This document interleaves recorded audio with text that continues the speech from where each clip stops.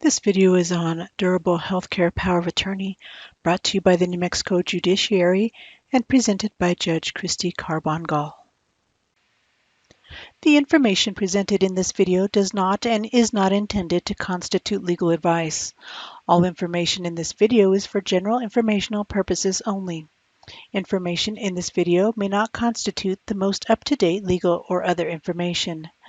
Viewers of this video should contact an attorney to obtain advice with respect to any particular legal matter. Only your individual attorney can provide assurances that the information contained herein is applicable to your particular situation. The views expressed in this video are those of the author or authors only. Hi, my name is Cristy Carbón-Gaul, and I am the probate judge for Bernalillo County.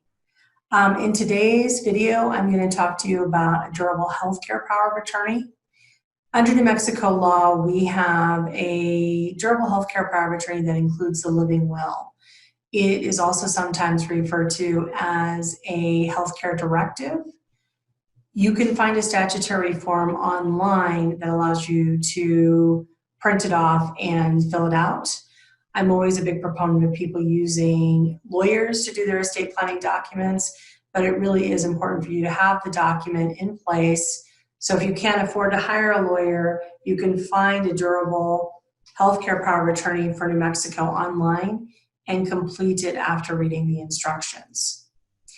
The durable healthcare power of attorney allows your agent that you name to make healthcare decisions for you if you are incapacitated. So if you're in the hospital and not able to communicate with your physician, then your agent under the power of attorney would have those conversations with the doctor about what decisions that should be made for you.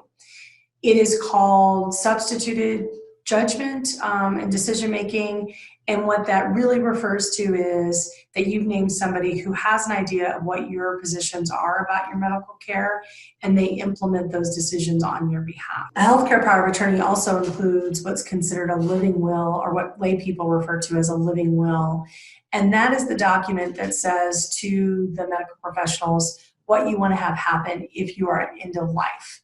So it's not going in to have surgery and everybody's going to be fine at the end of the day. It is maybe you've had a very terrible stroke and you're not going to survive without being on life support, or you've been in a bad car accident and again, not going to survive without life support. What do you want to instruct the medical professionals about your end of life? Do you want to be kept on life support? Would you like your agent to decide based on the facts and circumstances whether to put you on life support or take you off? Or do you want to tell them that if it's futile, you do not want to be kept alive any further?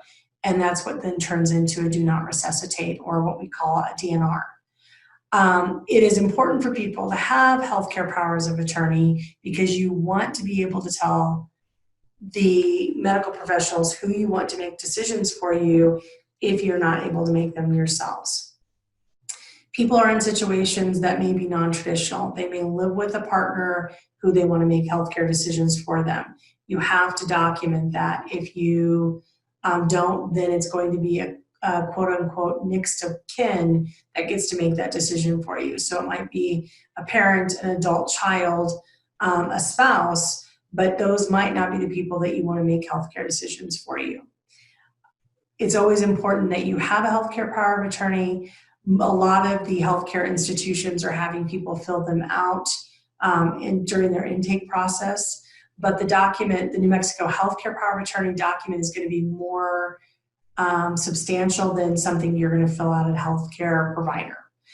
So I really encourage people to use the New Mexico statutory form versus using the form that they would get from one of the local hospitals. You also can include whether or not you want to be an organ donor, whether you want to be buried or cremated in the healthcare power of attorney, and I encourage people to put that information in there. Sometimes people will say to me that they don't have a healthcare power of attorney, but that they have a 5 wishes form.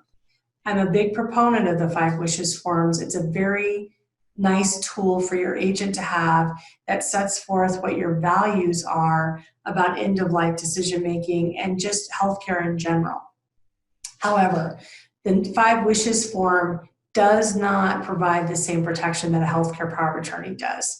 it gives your agent, it's almost like an attachment to the healthcare power of attorney. So I'm still encouraging people, if they want to take the time to do the 5 wishes form, that really goes through how you feel about a feeding tube, how you feel about medication, how you feel about hospice, where you'd want to live if you needed long-term care. And it gets into some of those questions, but it always should be an attachment to the healthcare power of attorney as opposed to the substitution for the healthcare power of attorney.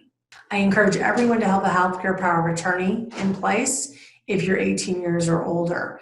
I'm really a big proponent of making sure that before kids graduate, like when they graduate from high school and they take off for college, that they've filled out a healthcare power of attorney so that their parents or a guardian, who they would consider someone in their life as a guardian, would have the ability to make healthcare decisions for them if they end up in the hospital, or if they need someone to help deal with their health insurance, help them with prescriptions, any medical management.